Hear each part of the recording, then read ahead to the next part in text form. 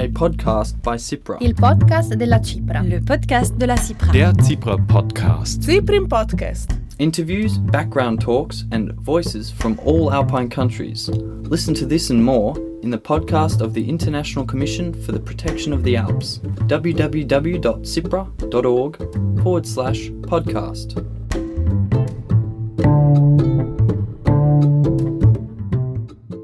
What are my resources and what are yours?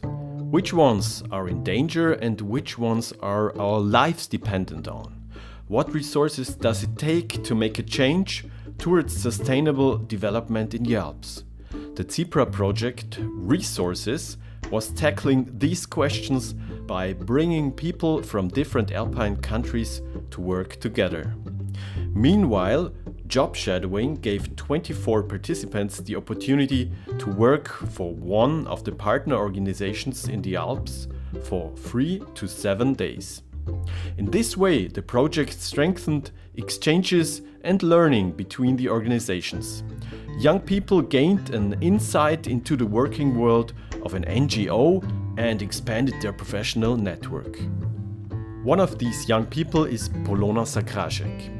Polona is 24 years old and from Slovenia. She did a bachelor in geography in Ljubljana, but is currently staying in Prague in Czech Republic for 1 more year, doing her master's degree in forestry, water and landscape management. During the summer, she was doing field work in forest ecology and mountain forests. My colleague Mathias interviewed Polona about her experiences within the Re.sources project and job shadowing at CIPRA International. Thank you for taking time for this interview.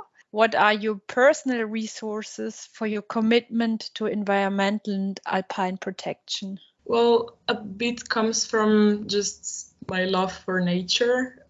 As part of, I guess, even Slovenian culture, we have it that we really like going hiking, going into nature. We're really connected with our forests because like 60% of Slovenia is covered by forests. So I feel like this deep type of connection with nature. And I guess when you know something and you love something, you really feel like you want to protect it. But it's not just about the natural resources, it's also about the human resources. So yeah, I guess there's also this community type of feeling, like when you feel included somewhere and you want to develop the community or work with them, or yeah. I don't know if you remember, but do you know when did you hear first about CIPRA? And maybe second about the resource project. Can you remember? Yeah, I think I heard about CIPRA actually quite a while ago because I was studying a geography department and even one of our professors is involved with CIPRA. So I've heard and like seen about some local events from CIPRA Slovenia, I guess as far as 4 years ago, but I wasn't able to join any of them. And then finally, 2 years ago, there's this recurring event, at least in CIPRA Slovenia, Fire in the Alps. Mm-hmm. And that one was organized, and the main topic of it was protecting mountain forests and like forest resources. And it was about like taking care of the forests. So that sounded like a really interesting topic to me, so I applied, and then I even wrote in our student association group and got 3 more people to join me. So then we went for the event and I really enjoyed it. So after that, my friend and we decided to just become members in CIPRA Slovenia. And after that, Katarina from CIPRA Slovenia, she wrote us that there's this new project that just started, if we'd be interested to join in, and that was the Re.sources project. So I joined actually in December 2020, I think it was, for the first 2, at that time, online meetings that we had. So that's where I heard more about the Re.source project. And then the first live activity, that was like transnational activity, I took part in the meeting in Biella in Italy in the summer of 2021. And after that, there was another meeting just this year in Innsbruck in Austria. It was a workshop on becoming a climate risk facilitator. So you did a lot of activities in the project. So maybe you can describe a little bit your experiences, maybe one of these meetings. What did you do there? And how was the exchange with the other people? Yeah, I mean, what we were doing there, it's always so many things going on that it's hard to even pinpoint a single one. But always, I think the best part is just to meet so many new people, because there's always new people joining in. But on the other hand, there's also like sometimes you meet someone and then you keep meeting them year after year. And that's also super nice that, you know, you can be from two different places and then you will meet in a third place or somewhere completely different. And yeah, we were discussing topics about natural resources, about human resources, but it's hard to, like, for instance, say what we were talking about in 2021. Yes, I can imagine. And then this year on the meeting, we had a workshop on how to become climate risk facilitators. And that was a really interesting workshop because first we took part as participants, but then we were actually trained on how to facilitate the workshop for other people.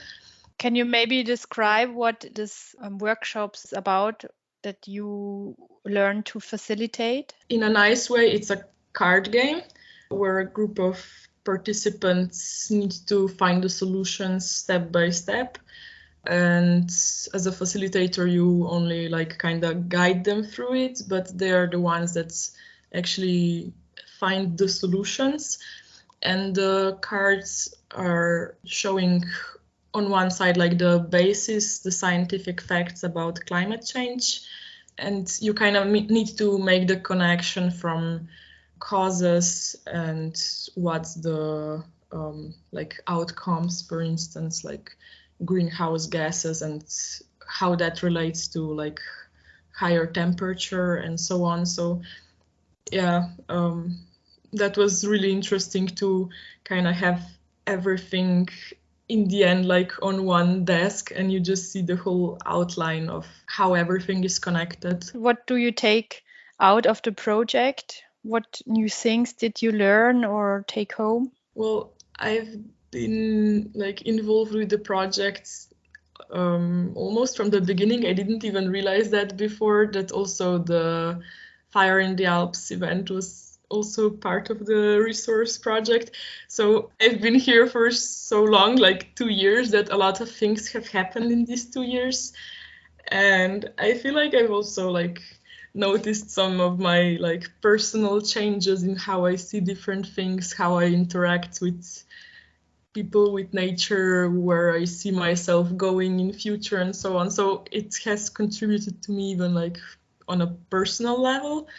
I mean, I've been committed to like working with nature before, you know, but when you get to meet people and see like each of the people, they come from a different area in the Alps, they all have their own stories, or they see something that's happening in their area that you wouldn't even consider, and maybe their type of solution is a different approach than what you're familiar with. So like it's really just about exchanging different points of views, different practices, and that seems really valuable to me.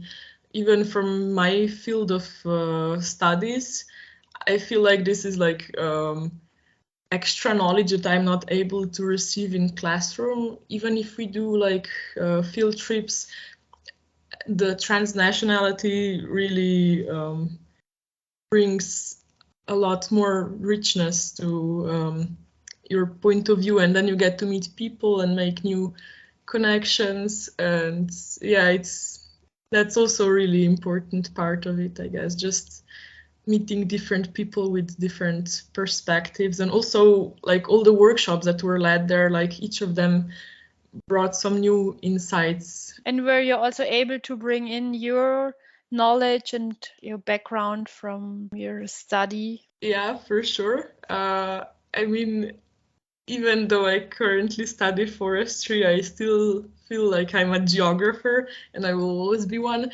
So from that point of view, like geography is a science where you just try to take everything in and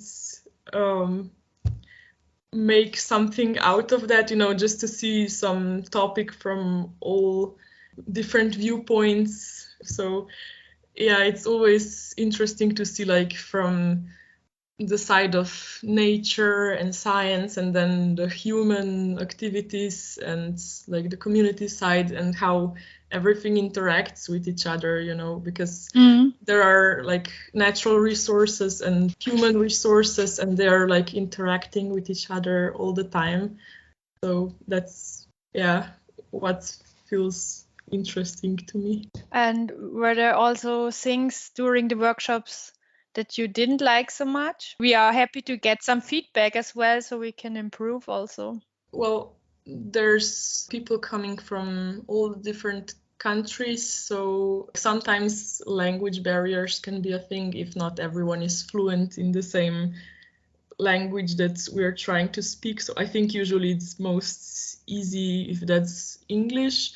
But then, sometimes subgroups form and people just start talking if there's like majority of people from German-speaking countries. But still, I think in general, like people realize and want to feel everyone included. So usually we just speak in our native language. But then the thing I would maybe say is just the length of events and their size. I think it was done quite well, but sometimes if the event is short, like just one overnight stay, it feels kind of strange to come, like if you're traveling a really large distance and then you just stay there maybe for 2-3 days.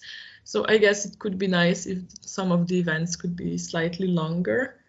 But then on the other hand, if that's during the school year, I don't think I could join because then I would be missing my classes and so on. So I guess it's always type of balancing between like making it just long enough so that people will join, but then that it's long enough that people actually get to connect with each other and get to know each other a bit better.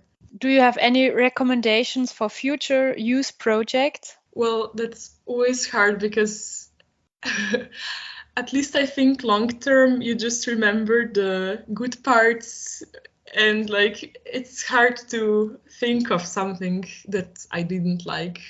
But maybe something that you wish for in the future, what you would be interested in future youth projects? Yeah, maybe I would be interested in trying to connect it with some sort also of direct action.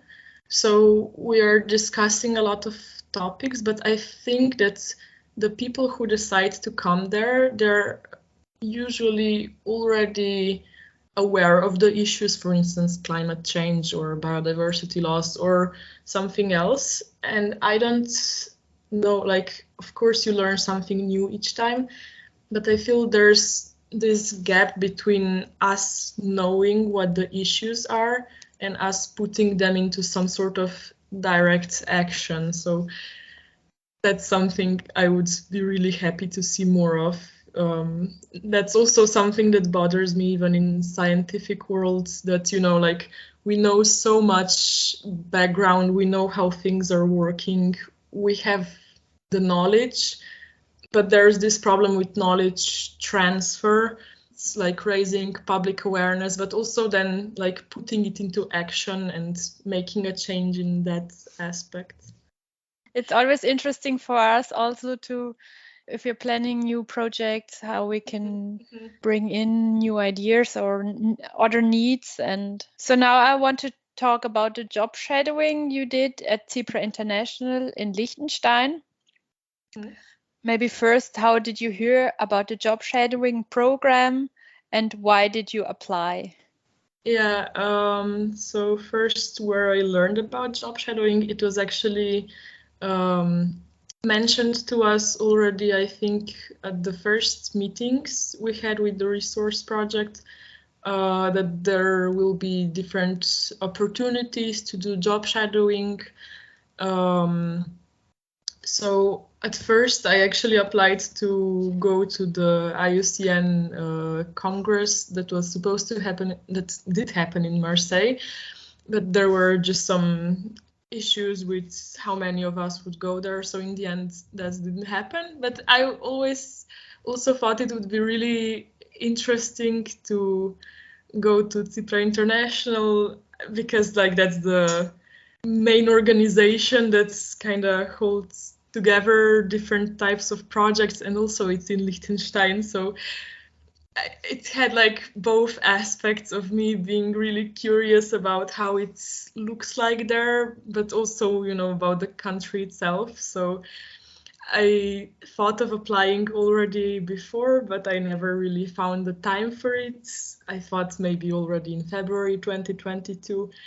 And then like received an email, okay, so this is like last call for job shadowings. You can do them until the end of July. And I was like, okay, I either do it now or I'm gonna regret not doing it. So then I replied, hey, I have a week off at the end of July and I would like to come if that would be possible. So that's how it went in the end. And what did you do at CIPRA International? Were you able to use your skills? I was actually kind of worried like what I would be able to do that. Like there's always this thing in the back of your mind, like slight imposter syndrome, or I don't know how to call it. But I did work in an administration like office job before, so I thought like if nothing else I can at least do something in that area. But yeah, when I got there, I was welcomed really nicely. I also think it was because of the week I chose, like there was just so many people coming in from all the different national CIPRAs, and like it was just a full office. So I guess I got a really good week to come to Liechtenstein. But yeah, I was working on different projects, which was really nice that I wasn't, you know, just doing one thing, but I got included on many different topics and projects. So I got insight into a lot of how they work. So first, I think I started with reports on 2 projects. I was actually just going through the report for a resources project and another youth project.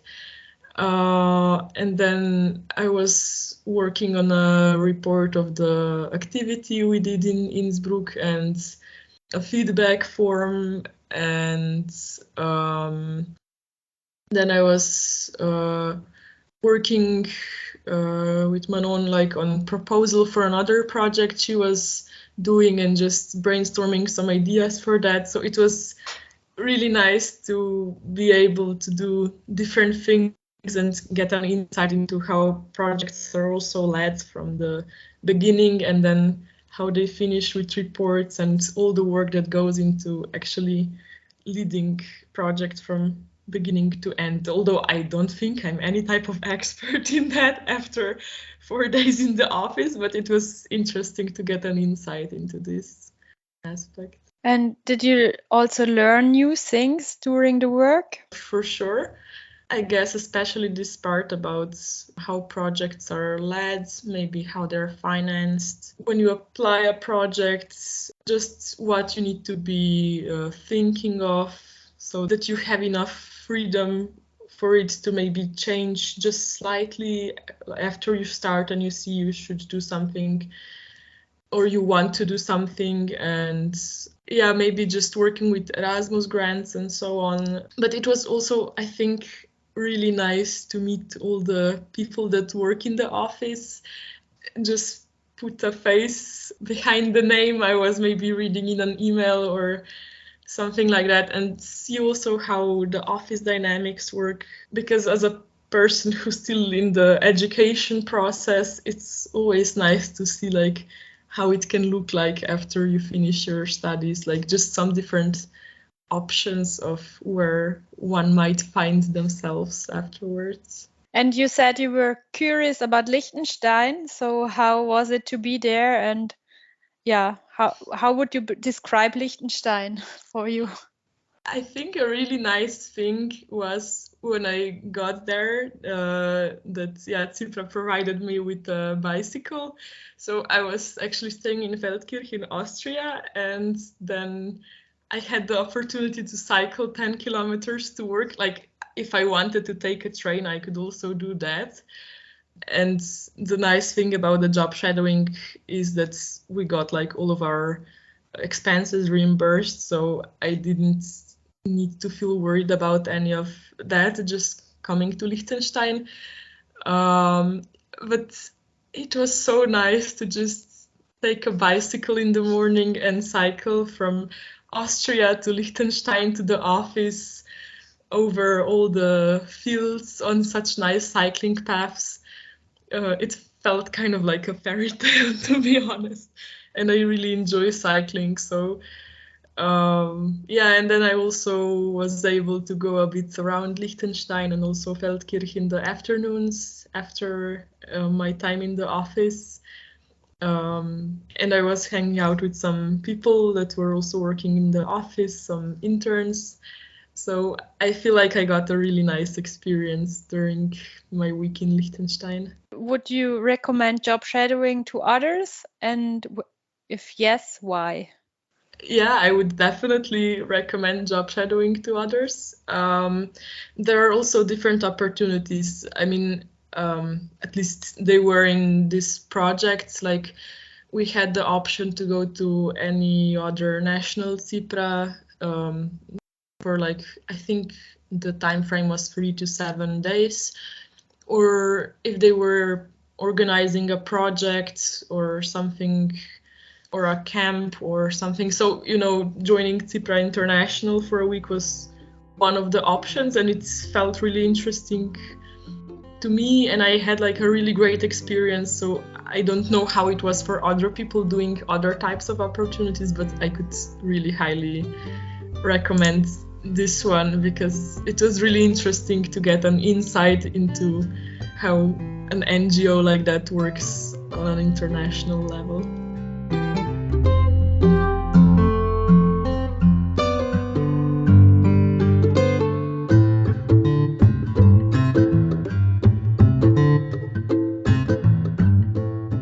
You listened to an interview with Polona Zakrajšek about her experiences within the project Re.sources and job shadowing at CIPRA International. This interview was conducted by Mathias. If you are interested to learn more about job shadowing and our current projects, please visit our website CIPRA.org. My name is Michael Gams. Thank you for listening to our podcast and have a good time in the Alps.